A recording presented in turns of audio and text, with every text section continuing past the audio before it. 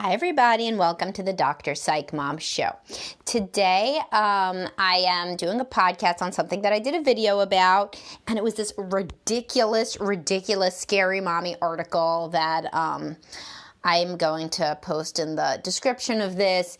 It was like unbelievably stupid and misguided, I felt. It was, this woman was asking advice from another woman in this column, and basically the woman is saying that she has sex with her husband 1 to 2 times a month because she is too tired, but yet she masturbates every single morning in the shower, and her husband was hurt to walk in and see this. So, I mean, yeah, no shit, right? I mean, like, no shit. But anyway, so she asks the other woman, who I don't know what her credentials are, but either way, she responds basically, you go girl, this is self-care. This one is just a really great paragraph. Wait, hold on. This is a great paragraph. In other words, sex is an important part of intimacy, but it's not necessarily in competition with your morning ritual of self-care. Maybe you could gently explain this to your husband the next time he interrupts. Maybe you could even offer to send him an explicit update and a picture if he cleans up from the kids' breakfast, giving him a little something to think about until your next rendezvous. Holy shit, oh my God. As I said in my secret Facebook group, which y'all should join, and somebody gave me this, showed this article in the group, I was like, could you imagine if this was gender reversed? So listen, so it's a guy in my now hypothetical gender reverse who writes in and says he's too tired to have sex with his wife more than 1 to 2 times a month, but he's got to jack off every morning in the shower, of course. And what should he do when she's kind of trying to make him feel guilty about this? Could you imagine if the response was, sex is an important part of intimacy, but it's not necessarily in competition with your morning ritual of self-care. Maybe you could gently explain this to your wife the next time she interrupts. Maybe you could even offer to send her a dick pic if she cleans up from the kids' breakfast, giving her a little something to think about until you fuck her again in 2 weeks. What? That would be insane. The internet would just turn off. It would be consumed with people saying what a turd this guy was, this hypothetical guy. But yet, like, when it's a woman doing it, it's like all good and gravy. It's not. If she's having sex with him, cool, but like the other thing that I wanted to say was the way that it's titled is just because you're bored with sex doesn't mean you can't masturbate. What? Like, that is crazy. The guy isn't bored with sex. It's a relationship, right? Like, he probably feels tremendous grief and loss over their not happening at all sex life, which is probably the definition of a sexless marriage if it really is only once a month. She said 1 to 2. Women tend to overestimate these, from my experience as a couples counselor. So really, it's pretty much a sexless marriage because she's, quote, bored with sex. And so instead, she's going to use her limited, finite energy to jerk off, female equivalent, in the shower every day. Oh my God, what if it was a dude? I mean, that guy would reap such horrible consequences on the internet from saying that as well he should, because it would be super selfish. So as I talked about in my podcast about masturbation as the junk food of married sex or whatever, I think that was the title. If you have an awesome sex life, you're doing a lot of shit, and then masturbating is just like a little frisson of excitement on top, great. You know how many couples I know doing that within monogamy after children in their 40s? 0. So the ones that are doing it are too busy getting busy in order to listen to my podcast on marital self-help. So if your marriage is anything less than sublime in the sex department, either one of you using your sexual energy in a completely, definitionally self-ish direction, selfish, because it is literally, what else is masturbating? I mean, you're not like building the pyramids here. It's a dopamine hit that is purely for one's self. Sure, think about yourself as much as you'd like, but don't do it to the detriment of the relationship or the family. And I, of course, say the family because guess what? Your husband's part of your family. It's not just the children. So if this woman decided to stop masturbating, just as I advise men who are using porn every night, or any porn, to stop using it, she would notice, guess what? If he was the only game in town, she would notice an uptick in her desire. The body gets attuned to certain things. Her sex drive is now purely for masturbation. She gets horny in the shower. If she stopped doing that, her sex drive wouldn't just go away. She would still want to have probably maybe a little bit less sex, but you know what? Possibly the same amount because that's what her body likes, and she would just be doing it with him. If masturbation was no longer an option, they could think outside the box. Perhaps, since he does seem to be in the house when she's doing this, maybe he could come up. It doesn't take very long, unfortunately, for many couples. And if you're masturbating in the shower, she's probably not in there for a half hour. So whatever the hell she's doing, she could probably be teaching him to do or doing with him. And maybe it wouldn't be every morning. Maybe it'd be every other morning. Maybe, the kids are up or I don't know what. The point is, though, think about how this would sound if a guy was saying it, and then you'll see how truly selfish it is. And it is not selfish in a cute way. Calling it a self-care ritual doesn't make it cute. All it is taking away something from your spouse, which for many men is like super important and the main way that they express closeness, and instead just literally jacking off and throwing it out the window. It would be similar to if a woman said to a man, I really want to do date night. I want to go out to dinner and have a romantic dinner. And he said, but I just don't get hungry at 6:00. And she's thinking, okay, well, I guess I got to respect his bodily autonomy. Yeah, right, that she would say it. But let's say she did. I just got to respect his bodily autonomy. He doesn't get hungry at 6:00. Poor man. Okay, I guess we'll never go out to a dinner date. And then she sees him at 7:00 stuffing his face with leftovers in the fridge. She'd be like, what the hell happened? He'd be like, oh, I guess I'm bored of eating at 6:00. What the fuck? Come on. That's some bullshit, right? And she would be within her rights to be extremely upset.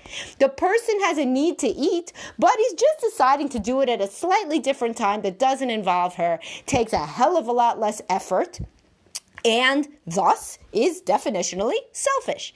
So if you are somebody who thinks that your masturbation is not doing anything bad for the relationship and for the sex life in the relationship, and it's in this other bucket somehow, I don't know what this other bucket is where she's saying that these two things don't intersect. This is like, there's some meme that's where like a kid says something like, oh, I'm not hungry for dinner, but I have a cookie shaped hole in my stomach that could, where I could eat a cookie. So like I have like two different spaces, one for dinner, that one's not hungry, but the one for the cookie is hungry.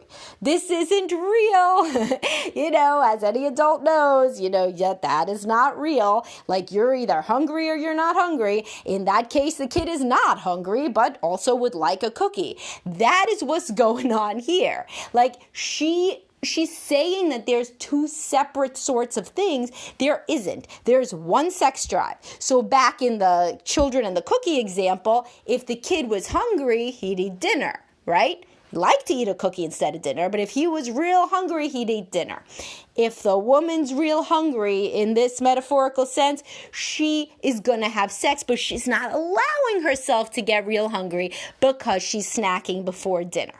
It's just not right. It's not right and it's not fair and it's not nice. And if a man was doing it, it would be very bad. So if you say, yeah, well, my husband does jack off all the time, make him listen to the damn podcast. Well, good luck, right? Because he probably won't. But the point is, it would be just as bad. So if you have a husband that's jerking off all the time and your sex life isn't good, 100% bring him into couples counseling. 1000% is totally selfish to be taking his sex drive and squandering it.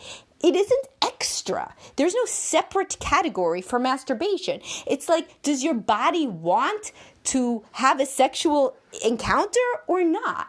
You can certainly have a million reasons that masturbation's easier, but it's not self-care. It is sex. It is in the bucket of sex. And as I have said many times, sex is self-care. Sex needs to be thought of as self-care. But there's not just one form of lazy sex that's self-care.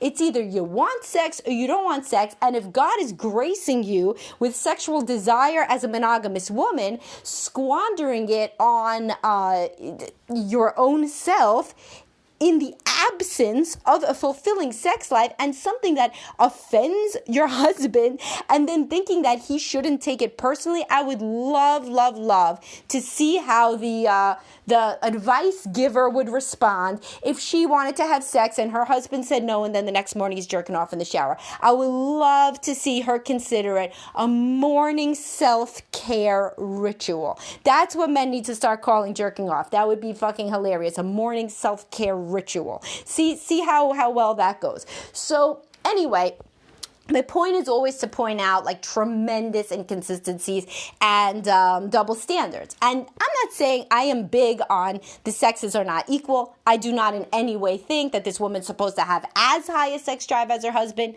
I don't think that in any way it's supposed to be easy for her husband necessarily to get her off. I mean, it's certainly not easy because she won't even allow him next to her. But, you know, it's certainly he should definitely learn 100% how to get her off. That may take him longer than it would take a woman in the reverse situation. Men and women are different. They have different biology, different sex drives in monogamy. 1,000 times men and women are different. However, selfish does not discriminate. Selfish is agender. You know, it is all gender. It is anybody who takes something and makes it like only for themselves when it's supposed to be something for the couple.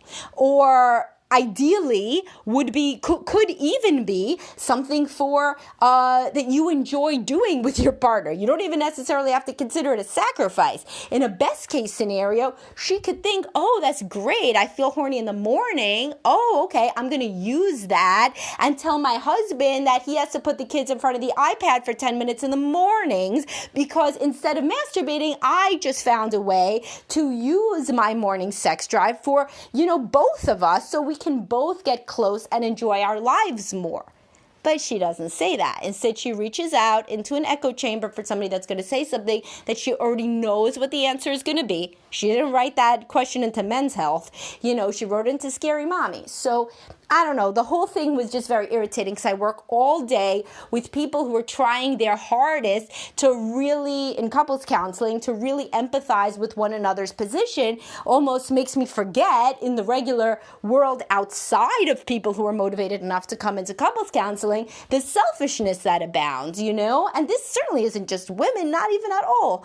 It's 100% crosses gender. It is no gender. It is gender free. It's selfishness. And it's in another podcast, I call it the cult of the individual or the cult of personal preferences or whatever the hell I said, where people put the individual over the relationship. And there is no better an example than this. So, you know what? I'm just going to make this one a free episode. I was going to make it subscriber, but everybody ought to hear this stuff. So I'm just going to put it out there in the universe. And my next one will be subscriber. All right. Hopefully you guys found this interesting. And if you take anything from it, it should be, if you have any sex drive at all as a woman, thank God first, right? Or whoever you believe in that gave it to you, because many women have zero. And then try to use that to bond with your partner. He doesn't give a shit if you want to have sex at 3 a.m., 3 p.m., whatever. Most men are going to make it happen if you say, this is the time of day that I want to have sex. In today's telecommuting society, I believe he should at least be given a chance to make it happen. And if you say he can't get me off, well, then you need to refer to all of my podcasts where you're supposed to train him how to get you off. And if that's uncomfortable and awkward, que sera, it's a couple of, days of work in a worst case scenario. And then he can learn, he does have a job. He's a mammal. Mammals can learn repetitive motion. It's not going to be the worst thing in the world. And it's something you should have done a long time ago, really, if you weren't so conflict avoidant. And if he is too sulky to be trained to get you off, and he won't make it work when you are actually horny to be home or whatever, then go masturbate in the shower. Have my blessing. But at least give him the opportunity to make use of your sex drive if you have one. All right, so that was that, and please do follow and not follow, subscribe. The next one will definitely be subscriber. This one was supposed to be, but I was just too irritated about this article that I'm now going to link to you in the description. I'll talk to y'all soon.